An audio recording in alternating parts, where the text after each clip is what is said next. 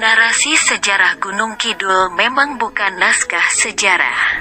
Coba dicermati, benarkah narasi sejarah Gunung Kidul di bawah ini memenuhi syarat sebagai naskah sejarah?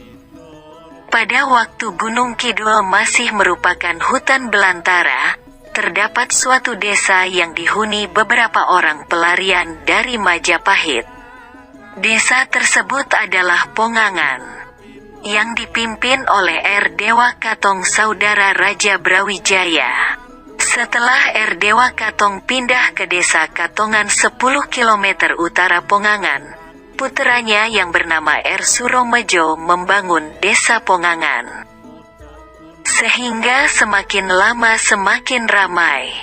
Beberapa waktu kemudian, R. Suromejo pindah ke Karangmojo. Naskah dikutip dari portal Gunung Kidul. Narasi di atas sangat sederhana. Memang benar bahwa ada disebut nama beberapa tokoh dan nama desa, tetapi tidak ada penyebutan tanggal maupun tahun pada masing-masing peristiwa. Nama Brawijaya dihimpun dari berbagai sumber. Ada Brawijaya 1 hingga 6. Brawijaya yang mana dalam narasi di atas tidak disebut secara jelas. Sementara itu banyak tokoh Gunung Kidul sepertinya sepakat bahwa yang dimaksud dalam naskah tersebut adalah Brawijaya V. Dalam silsilah sejarah Raja Majapahit, Brawijaya ke-5 nama aslinya adalah Bre Kertabumi. Dia memerintah 1468 hingga 1478, tidak pernah disebut memiliki saudara. Kalau punya anak adalah benar namanya Raden Patah alias Jinbun, yang lahir 1455, dari putri Cina Siu Banci. Dihimpun dari berbagai sumber. Putri Campa itu adalah anak ulama Cina Tan Go Wat atau Syekh Bentong. Putri Campa kemudian dibuang ke Palembang oleh Brawijaya ke-5, karena permaisuri cemburu. Menyebut nama R. Dewa Katong rujukannya sangat diragukan, karena fakta menunjukkan karena Majapahit benar-benar hancur, terjadi pada masa kekuasaan Brawijaya ke-6.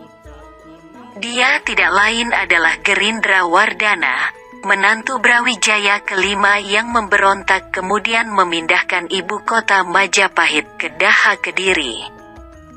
Yang digempur habis-habisan oleh Raden Trenggono dan Pati Unus selaku penerus Raden Patah adalah Brawijaya ke-6.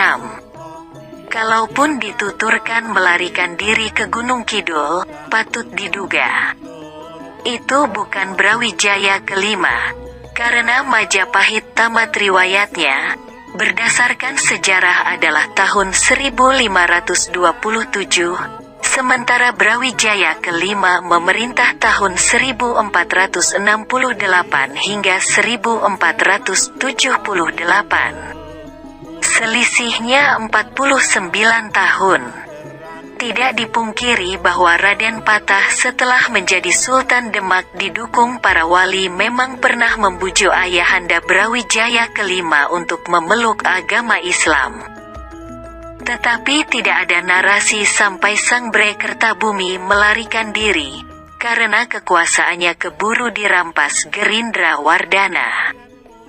Berikutnya silakan dicermati manuskrip narasi sejarah Gunung Kidul bagian yang lain. Perkembangan penduduk di daerah Gunung Kidul itu didengar oleh Raja Mataram Sunan Amangkurat Amral yang berkedudukan di Kartosuro. Kemudian ia mengutus Senopati Ki Tumenggung Prawiropekso agar membuktikan kebenaran berita tersebut. Setelah dinyatakan kebenarannya, Tumenggung Prawiropekso menasehati R. Suromejo agar meminta izin pada Raja Mataram, karena daerah tersebut masuk dalam wilayah kekuasaannya. R. Suromejo tidak mau. Dan akhirnya terjadilah peperangan yang mengakibatkan dia tewas. Begitu juga dua anak dan menantunya. Ki Poncodirjo yang merupakan anak Er Suromejo akhirnya menyerahkan diri. Oleh Pangeran Sambernyowo diangkat menjadi Bupati Gunung Kidul pertama. Namun Bupati Mas Tumenggung Poncodirjo tidak lama menjabat karena adanya penentuan batas-batas daerah Gunung Kidul antara Sultan dan Mangkunegaran II pada tanggal 13 Mei tahun 1831. Gunung Kidul, selain Ngawen sebagai daerah enklave Mangkunegaran, menjadi kabupaten di bawah kekuasaan Kesultanan Yogyakarta. Dikutip dari portal Gunung Kidul. Kata kunci narasi kedua ada pada Sunan Amangkurat Amral. Amangkurat II Raja Mataram itu terkenal dengan sebutan Amangkurat Amral karena gemar mengenakan uniform Angkatan Laut Belanda.